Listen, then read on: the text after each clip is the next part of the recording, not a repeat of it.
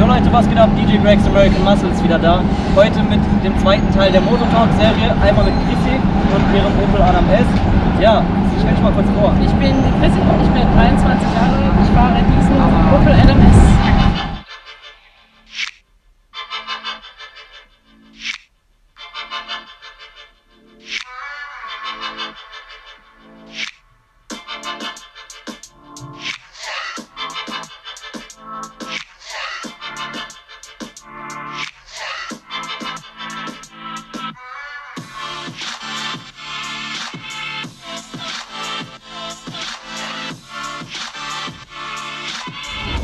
So, nachdem wir euch jetzt das Auto gezeigt haben, nachdem ich und Chrissy uns jetzt gemütlich gemacht haben, kommen wir zu den wesentlichen Fragen. Und kommen wir auch gleich zur ersten Frage, Chrissy. Welches Auto fährst du? Erzähl uns mal ein bisschen was darüber. Also wie man sieht, es ist ein Opel Adam S, Baujahr 2017. Das Auto hat die 1,4 Liter Turbomaschine drin und hat 150 PS und 220 Newtonmeter. Und ja, Sonderausstattung ist eigentlich so ziemlich alles drin, wie man gesehen hat. Recaro-Sitze, Klimaautomatik, geht gut vorwärts das Teil, vor allem Landstraßen machen damit ziemlich viel Spaß. Warum hast du dich für dieses Auto entschieden? Eigentlich war das mehr so eine Herzensentscheidung. Ich hatte vorher einen Adam und schon als das Auto rausgekommen ist, wollte ich immer einen Opel Adam haben. Habe dann 2 Jahre später den Führerschein gemacht, aber für einen Adam hat es noch nicht gereicht. In 2017 habe ich mir dann eingekauft, den hatte ich leider nur ein Jahr gefahren, weil ich ihn bei einem Unfall verloren hatte. Und bei der Frage nach einem anderen Auto stand im Raum entweder Opel Corsa E, OPC oder Adam S.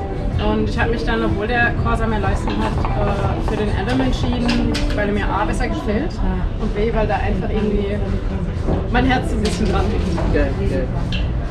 Ja, in dem Auto geht, also in dem Talk an sich geht es ja auch um Tuning, also um Sportwagen, Exoten, JDM-Cars, allgemein alles, was mit Auto zu tun hat. Magst du uns verraten, was du verändert hast? Genau. Sonst ist bisher eigentlich alles unsichtbar, was gemacht wurde. Ich habe ihn tiefer gelegt, es sind 35 mm Tieferlegung drin. Dann sind Starflex-Bremsleitungen von der Firma Fischer Hydraulik verbaut. Dazu passende Bremsflüssigkeit für den Rennstreckeneinsatz. Also du fährst auch auf der Rennstrecke? Genau, ich fahre auf der Rennstrecke mit dem Auto und sportlicher auf der Landstraße. Und die Bremsen wurden angepasst, das sind jetzt Scheiben und Belege von der Firma Brembo. Das ist die Sportvariante. Und ansonsten Kleinigkeiten wie, ich habe die Drehmomentstütze, da ist ein PU-Lager drin, das einfach das Schalten ein bisschen präziser und knackiger funktioniert. Also auch für die Rennstrecke? Auch für die Rennstrecke. Also auch für die Rennstrecke. Wenn ihr natürlich Fragen über Tuning und sonstige Sachen, auch Ersatzteile habt, könnt ihr die Chrissy natürlich einschreiben. Ihr Kanal ist auch eingeblendet, unten auch in der Beschreibung. Und du hast ja erzählt, du hast die Spiegel folieren lassen, ne? Genau. Okay. Wer hat das gemacht? Das war der Miguel von Endless Rap Design. Hier haben wir nochmal kurz Werbung für Endless Rap Design. Miguel, dein Kanal ist unten auch eingeblendet. Wenn ihr schöne Folierungen haben wollt, der Junge macht sehr gute Arbeit. Das blende ich euch auf jeden Fall auch nochmal ein. Und magst du uns verraten, wie schnell ein Auto fährt und was du an sich auch so das Schnellste, was war das Schnellste, was du so gefahren bist? Also das Auto fährt 210, die stehen auch im Fahrzeugschein drin. Tacho sagt dann bis zu 225 km/h. Also schon für so ein kleines Auto ziemlich zügig. Also ist schon ausgefahren? Regelmäßig, ja. Also Autobahn dann? Ja, Autobahn, genau, ja. Auf der Rennstrecke kommst du da meistens nicht dran an die Geschwindigkeit. Aber Autobahn, ja. Bis sonst das Schnellste, was wir gefahren sind, waren, glaube ich, das war, glaube ich, das Auto von meinem Vater, 230 ungefähr. Was für ein Auto? Im Prinzip ein AB. Gut, schraubst du selber an deinem Auto oder lässt du es machen? Ich versuche das meiste irgendwie selbst zu machen. Ich habe da glücklicherweise Unterstützung von meinem Freund, der ist Mechaniker, der hilft mir eigentlich bei allen Sachen, bringt mir den Großteil auch bei, weil ich da eigentlich am liebsten selbst lege für das Auto. Gut, ihr könnt euch natürlich auch eine Menge Geld selber einsparen, wenn ihr auch viel am Auto selber macht. Nur, wenn ihr etwas macht, informiert euch bitte gründlich drüber, weil zum Beispiel Teile wie Bremsen, auch in meinem Bremsen-Tutorial, wie ich erwähnt habe, spart nicht am falschen Ende, weil das kann wirklich auch in die Hose gehen. Deswegen informiert euch drüber und macht es ordentlich. Und wenn ihr nicht wisst, wie es weitergeht, fragt wirklich jemanden, bei Chrissys Fall ihr Freund, der Mechaniker ist, fragt jemanden, der euch gescheit darüber informiert und dann macht das einfach. Hattest du schon mal eine Polizeikontrolle mit dem Auto? Mit dem Auto tatsächlich noch nicht, nein. Also wahrscheinlich zu unauffällig. Ich finde es gut. So macht es dann auch nichts, wenn vielleicht mal was nicht ganz so eingetragen ist. Aber bei dem Auto hast du erzählt, ist alles soweit eingetragen. Alles eingetragen.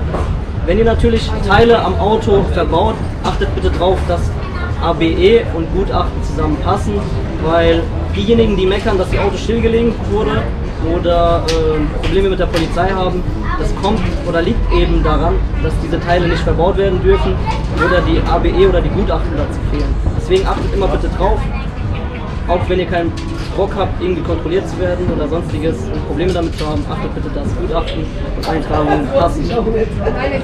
Meine Frage an dich, wenn du 100.000 Euro hättest, welches Auto würdest du dir kaufen? Cool, das ist schwierig. Für unter 100.000 auch ein Porsche? Sollte man kriegen, ja. Also tatsächlich finde ich mir würde tatsächlich sogar ein Cayman reichen. Die liegen ja so ungefähr bei 60.000, 70.000 und dann kann man im Nachhinein immer noch ein bisschen Geld reinstecken. Also gerade wenn man jetzt wie ich für die Rennstrecke vielleicht ein bisschen was optimieren möchte, hat man immer noch einen Puffer übrig. Aber du würdest nicht, wie ich dich einschätze, du würdest nicht die ganzen 100.000 Euro ausgeben, du würdest quasi einmal den Porsche holen und den restlichen Teil davon. Ja, genau. Was würdest du so machen, wenn du dir jetzt diesen Porsche kaufen würdest? Also ganz wichtig sind bei solchen Autos eigentlich immer die Bremsen. Wenn die nicht ab Werk schon ausreichend leistungsstark sind oder auch belüftet, ganz wichtig auf der Rennstrecke, dass die Bremse gut belüftet ist. Dann würde ich das wahrscheinlich zuerst verbauen. Sonst geht eigentlich immer ein Fahrwerk, KW zum Beispiel oder ein Bildstein ein schönes. Und sonst muss man bei diesen Autos nicht so viel machen. Muss tief sein. Muss nicht tief sein, muss sich ordentlich fahren. Ordentlich fahren. Gut, die Höhe macht natürlich aber auch aus. Na klar, optisch ist es auf jeden Fall optisch eine große Aufwertung. Von einer Skala von 1 bis 10, wie hoch ist der Unterhalt, der Verbrauch oder allgemein die Unterhaltskosten bei so einem Auto? Also im Verhältnis zu dem, was das Auto eigentlich ist es schon so 8 oder eine 9 bei den Unterhaltskosten. Benzinsparen ist nicht wirklich so mit dem Auto. Also wenn du ordentlich aufs Gas trittst, bist du da bei 8 bis 9 Litern. Ich denke, bei einem Adam S, für den normalen Autofahrer oder normalen Verbraucher, klar, ihr könnt damit auch Sprit sparen und normal fahren, da sind die Unterhaltskosten nicht so hoch, ja. Aber ich denke, wenn du dir dann so ein Sportmodell holst, ich glaube, da sieht die Welt auch ein bisschen anders aus, weil du holst dir ja nicht so ein Auto, stellst sie in die Garage oder fährst, du kannst mit dem normal fahren, aber man holt sich so ein Auto eher natürlich auch ein bisschen schneller zu fahren. Also ich bemühe mich darum, auch mal ein bisschen splitsparender zu fahren, dann bist du so bei 6, 6,5 Liter, das ist noch in Ordnung. Rennstreckenbetrieb, wie viel Liter ungefähr? Boah, Rennstreckenbetrieb, da habe ich auf dem Hockenheimring nur mal, also Vollgas ist der bei 20 Litern ungefähr. Du fährst halt eine Viertelstunde hauptsächlich Vollgas und dann... Deswegen ist täuscht. Kleine Autos können heftig, auch viel verbrauchen. Also eigentlich gerade die verbrauchen ziemlich. Gerade die verbrauchen mehr. Dadurch, dass du auch ein bisschen mehr draufdrücken musst, klar, dass du den Motor ein bisschen mehr anstrengst. Ist schon krass, muss man schon sagen. Nicht unbedingt jetzt auf Tuning bezogen.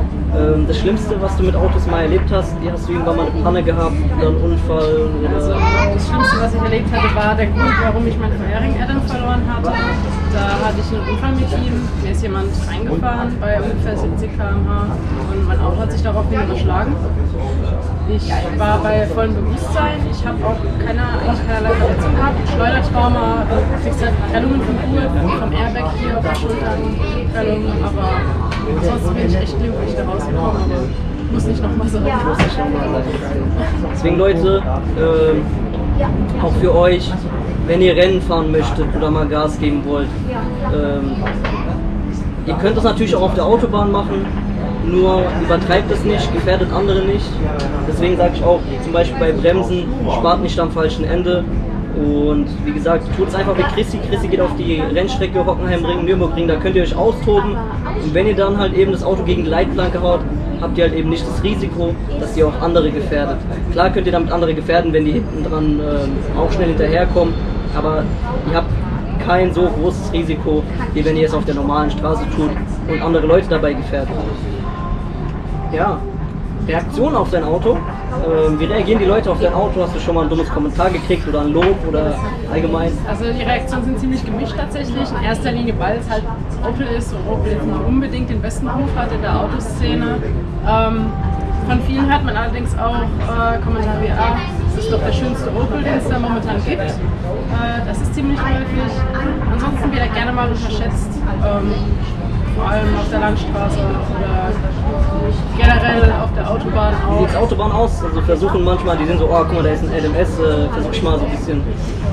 Also was ziemlich häufig ist, sind meistens jüngere Männer, jetzt ohne alle über einen Kamm zu scheren, in BMW 318, 118, die dann meinen, sie können auf dicke Hose machen, aber leistungstechnisch ist es halt. Es ist dann nicht so und dann werden die. Und dann. Ja.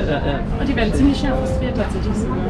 Deswegen, Jungs, Mädchen können auch Gas geben, ne? Also, die taked euch, ja, also macht mal halblang. Also, Mädchen können auch Gas geben. Und wenn ihr mal Rennen fahren wollt, Chrissys Instagram-Seite ist verlinkt. Schreibt ihr doch einfach mal, ob ihr auf der Rennstrecke mal ein kleines Rennen fahren wollt. Und wenn ihr verliert, nicht frustriert sein. Aber wir hätten das auch gerne auf Video, ne? Also nicht, dass ihr dann am Ende kommt und sagt, nee, ich hab die voll zersägt, obwohl euch Chrissy dann zersägt hat.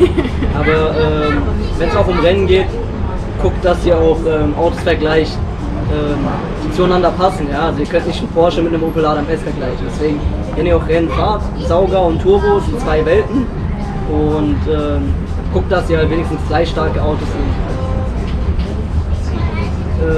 Ja, bist du mit deinem Auto zufrieden? Würdest du es weiterempfehlen in Zukunft, auch der jüngeren Generation zum Beispiel? Ja, auf jeden Fall. Also das Auto ist jetzt 3 Jahre alt ungefähr. 50.000 Kilometer hat er runter. Ich habe bisher eigentlich so noch keine Probleme gehabt. Ja, die Bremse ist kaputt gegangen auf dem Hockenheimring, ist zu heiß geworden. Deswegen halt das Upgrade. Bremsenbelüftung, wie gesagt, ist wichtig. Aber ansonsten bin ich zufrieden. Das Fahrverhalten ist bombastisch. Hätte ich von so einem kleinen Auto tatsächlich echt nicht erwartet. Aber ja, ich würde es nochmal kaufen. Ich würde es auch anderen Leuten empfehlen, das Auto. Pflege? Pflegst du dein Auto oft? Wäschst du dein Auto oft? Wie oft sieht man dich an der Waschstraße? Oder wäschst du dein Auto selber oder stellst es in die Waschstraße und sagst, okay, lass mal sauber werden? Oder? Also ich bin da relativ penibel. Mein Auto ist eigentlich über den Sommer fast immer sauber. Er war jetzt letztens erst beim Aufbereiter, hat eine schöne Polymerversiegelung gekriegt. Jetzt reicht es, wenn dann halt abdampft einfach. Das kann bei mir alle 2 Tage sein. Richtig waschen im Grunde so 2 bis 3 Mal im Monat und dann auch noch Handwäsche. Also das ist keine Waschanlage. Also keine Waschanlage. Nein, nur Handwäsche. Ja gut. Man kennt es von der Waschanlage, kommen auch diese Schlieren manchmal, Waschanlagenkratzer. Kann man auch mit einer Politur oder Schleifpolitur eher wieder rauskriegen. Aber wenn ihr ein teures Auto habt und eure Autos auch wirklich liebt, macht die Handwäsche, ist besser. Und das verbindet euch auch ein bisschen mit eurem Auto. Ihr lernt auch euer Auto mehr zu schätzen. So ist es bei mir zum Beispiel. Also wenn ich dann so einen kleinen Kratzer sehe oder so, das geht mir schon ans Herz. Ne? Hast du schon mal Kratzer oder Dellen irgendwo gehabt? So? Er hatte hinten über dem Kotflügel hat er eine relativ tiefe Delle gehabt. Tut schon weh, gell? Das hat nicht wehgetan, vor allem weil ich nicht wusste, wo sie herkam. Und die wurde jetzt zum Glück rausgezogen und sonst Kratzer. Wir haben halt leider einen Marder bei uns. Und da bleiben halt in der Heckklappe oder auf der Motorhaube keine Kratzer aus. Außerdem ist das Auto schwarz. Das ist alles. Wobei bei meinem Weißen sieht man sogar noch mehr. Also ich muss schon sagen, also fährst du einmal kurz über eine Landstraße oder so und dann ist da ein bisschen Sand oder direkt auf der Straße, direkt ist es auf dem Auto. Deswegen, ich bin so ein Mensch, sag ich ehrlich, auch wenn die Kratze übers Auto läuft und nur diese Tatzer drauf sind, ich gehe direkt zur Anlage, direkt runter, weil für mich, es kommt mir ein bisschen blöd vor, ich fahre durch die Straße und die Leute sehen dann so ein dreckiges Auto und sagen die, boah, guck mal, der wäscht ja nicht mal sein Auto, fährt aber trotzdem irgendwie ein sportliches Auto. Ja, gut. Aber es ist auch Ansichtssache. So. Ja, das war unser kleiner Motortalk mit Chrissy. Danke, dass du heute da warst. Das ist der erste Teil des Motortalks, also der erste Teil der Vorstellung des Motortalks war von mir. Werdet ihr sehen. Und Chrissy ist an sich jetzt der zweite Part vom Motortalk, aber auch der erste richtige Motortalk. Danke, dass du da warst. Danke auch an Ashanti. Möchtest du zu Shisha-Cocktails irgendwas sagen? Also wundervolles Ambiente hier. Die Shisha ist super, Cocktails sowieso. Kann ich nur weiterempfehlen. Danke dir. Wir sehen uns dann im nächsten Video. Wenn euch das Video gefallen hat, lasst gerne ein Like da, ein Abo und einen Kommentar.